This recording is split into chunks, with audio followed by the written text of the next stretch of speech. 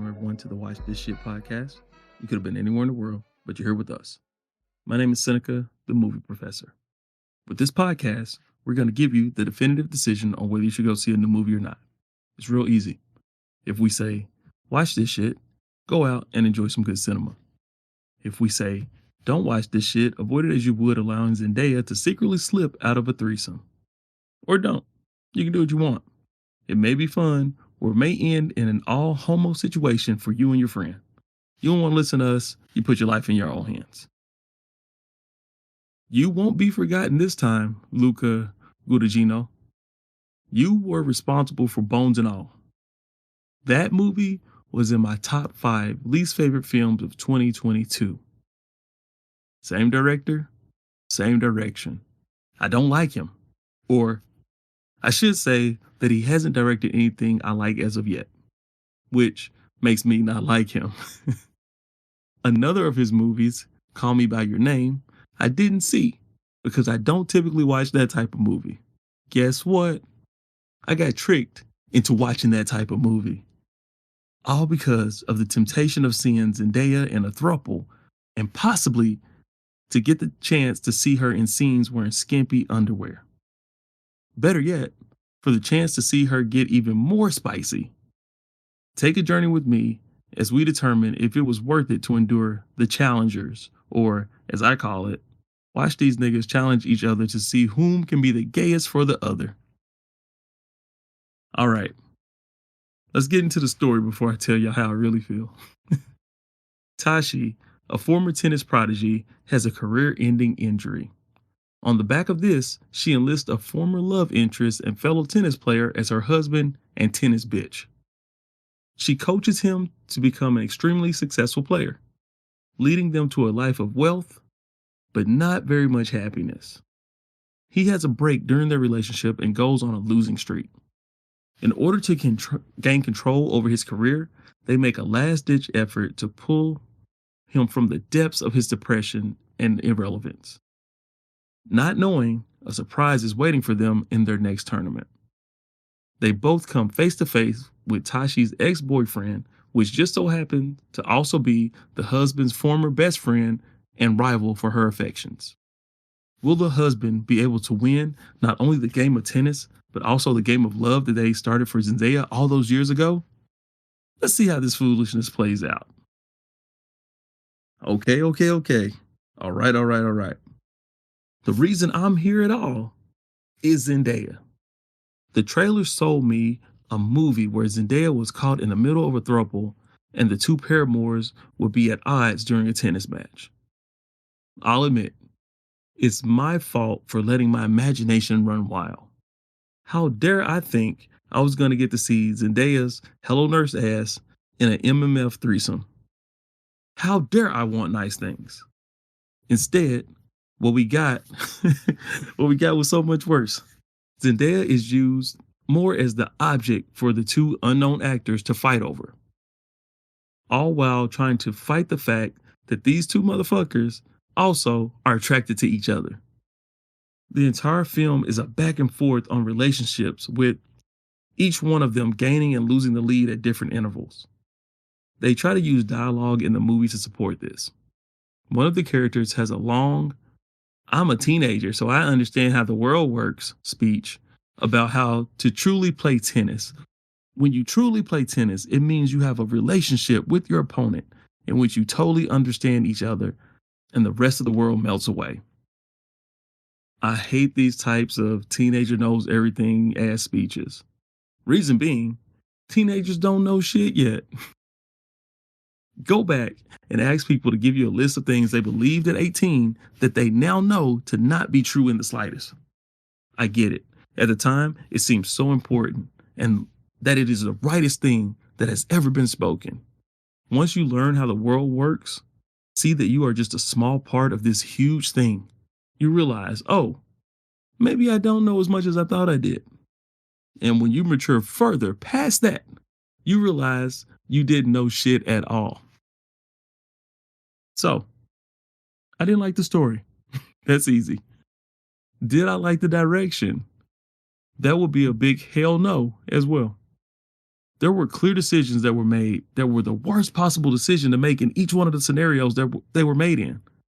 The way the scenes transitioned seemed that of an amateur filmmaker. There were these weird scene ends and starts that just didn't, you don't see that shit in filmmaking. If he, talking about Lucas stupid ass, the director, would have ran those by his peers, they would have informed him that what he was doing is jarring and making his story feel janky and disjointed. Another point of contention, the soundtrack. The entire soundtrack was composed of gay Swedish underground house music, which the music was freaking phenomenal. The problem was the shit did not cohesively blend with the action that was occurring on screen. If you're trying to have a quiet argument between two characters, it's ridiculous to play thumping EDM tones in the background. And then, in case you don't hear it, this motherfucker turns up the music to make sure you get the full experience of his favorite tracks. Yes, it sounds good, but it doesn't sound good with this scene. Looking at the film, I ran parallels to another love triangle from modern media that played out too long. The Shane, Rick, Lori bullshit from Walking Dead. Well, similar, because I don't think it was implied that Rick and Shane were lovers as well. That would have been a show ender. The kid angle is what really drove the point in. During the runtime, the husband would not interact with their daughter at all. The implication was clear. Then they used a time convention to provide information from the past that would inform the way the audience viewed the present. It was always changing and fluctuating. Now, that part was used fairly well. It was implied, but not expressly stated, that the little girl was sired by Zendaya's cheating with the rival exactly 7 years prior to the present events. They have a 7-year-old daughter. The fact that the husband does not have one speaking line to her or interact with her, even though they are in the same room often, told me everything I needed to know. That kid ain't his. Damn, little homie, he was getting played and played himself. The worst of it was, Zendaya wasn't done. She emasculated him every chance she got. Yeah, she was his coach, but she critiqued and criticized every aspect of his playing. She told his weak ass, that if you don't win this match, the marriage is over.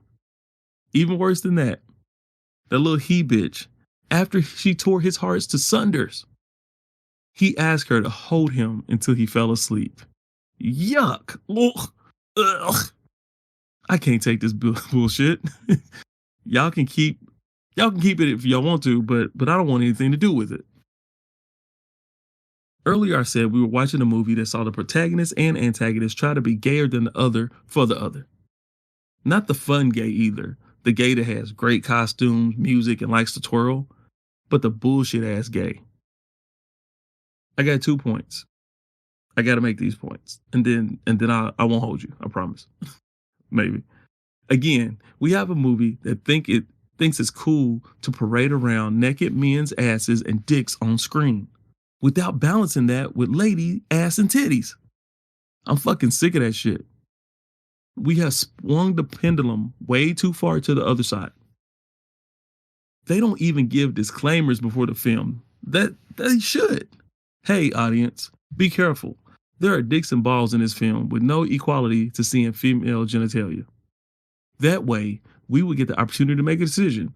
Do I want to get my eyes accosted by something I'm not interested in? Or do I want to go exchange my ticket and see something else? The other point, the scene in the trailer that would have you think a threesome popped off ended with a 3-way kiss in which Zendaya slipped out of the kiss and let these two dumbasses continue to kiss each other. The fuck? Stop. I won't give you context, but right before that, the boys admitted to Zendaya that one of them taught the other one how to masturbate when they were 12 years old in tennis boarding school together. Okay. Y'all can have it. Whew. Oh. I almost forgot. Okay. They also had a scene in which the rival pulled the chair of the antagonist closer to him right before the other guy sat down. exactly like a smooth guy would do on a date with a cute girl to get her closer to him. Then, I can't take credit for this joke. Then they played a game of two guys, one churro. Yeah, yeah, I'm done. Mm-mm. Let me go to final verdict. If you didn't guess, don't watch this shit. There was no alternative. I hate to tell my homies, don't go see it. No matter how much you think that seeing Zendaya a few times in skimpy underwear is worth it, I assure you it's not. Go on the internet and see the scenes just with her doing the stuff that you want to see her do and skip all the rest of this shit. It's not a good movie by any stretch, and I say fuck this movie. Firmly giving it an F. Luca, I got my sights set on you now. I'm telling you, you're on the list. You're on the list. You're in there with Shailene Woodley and all them other motherfuckers that I hate. You're one of them.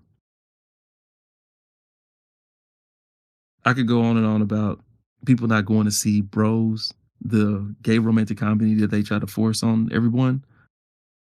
Is nothing wrong with having those type of movies, but you need to set the right expectation.